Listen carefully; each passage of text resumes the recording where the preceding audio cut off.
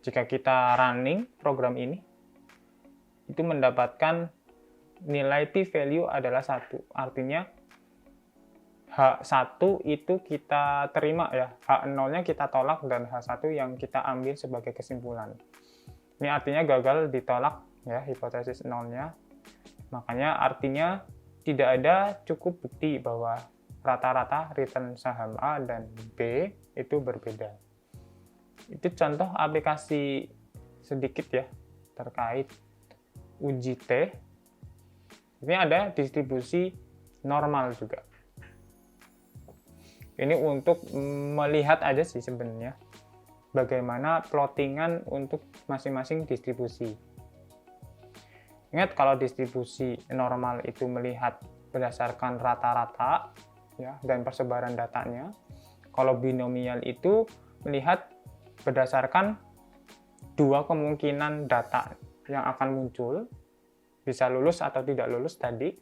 Kemudian kalau Poisson itu melihat berdasarkan rentang dan waktu. Kalau kita contohkan tadi untuk melihat traffic ya, atau seberapa besar kemacetan di jam-jam tertentu.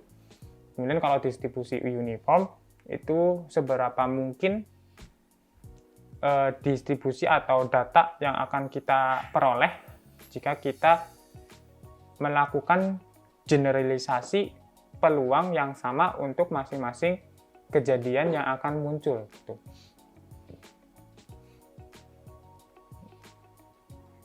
Nah, di sini kalau untuk melakukan proses binomial, teman-teman bisa melakukan function ini ya, binom.pmf.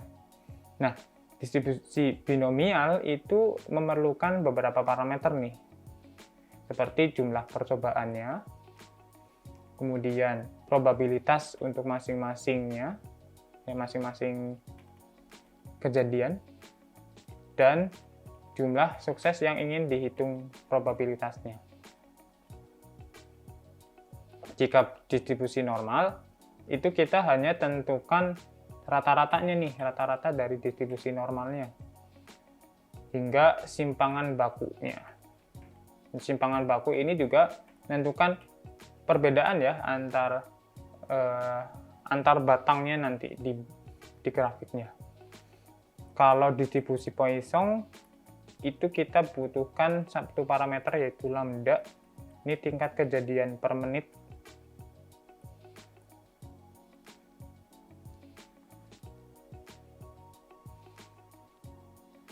Jika kita lihat probabilitas mendapatkan 3 dengan angka kepala dalam 5 lemparan koin yaitu 0,3.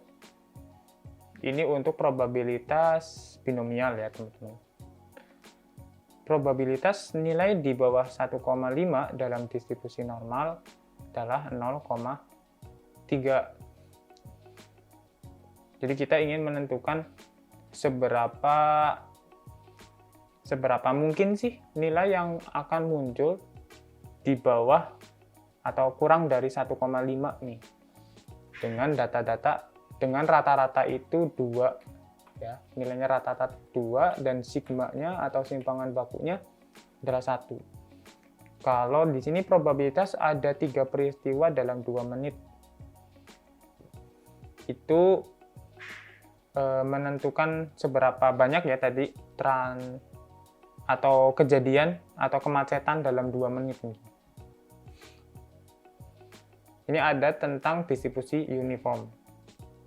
Ini juga sama, ini tentang probabilitas mendapatkan nilai antara 2 dan 5 dalam distribusi uniform.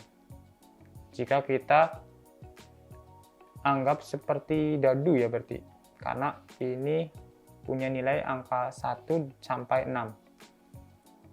Tapi kita batasi, kita ingin mengetahui seberapa mungkin 2 sampai 5 atau angka 2 sampai 5 itu akan muncul menggunakan distribusi uniform. Ini ada beberapa kasus juga sama. Ini untuk menentukan probabilitas return ya dalam tahunan. Dan ini menggunakan distribusi normal. Karena kita menentukan distribusi normal return-nya itu 0,08% dan simpangan bakunya itu 0,15. Maka probabilitas kehilangan uang dalam investasi itu 29%. Ini ada soalnya, mungkin teman-teman bisa telusuri lebih lanjut. Oke, itu saja demonstrasi tentang penggunaan metode statistik ya, secara pendahuluan, pengenalan juga.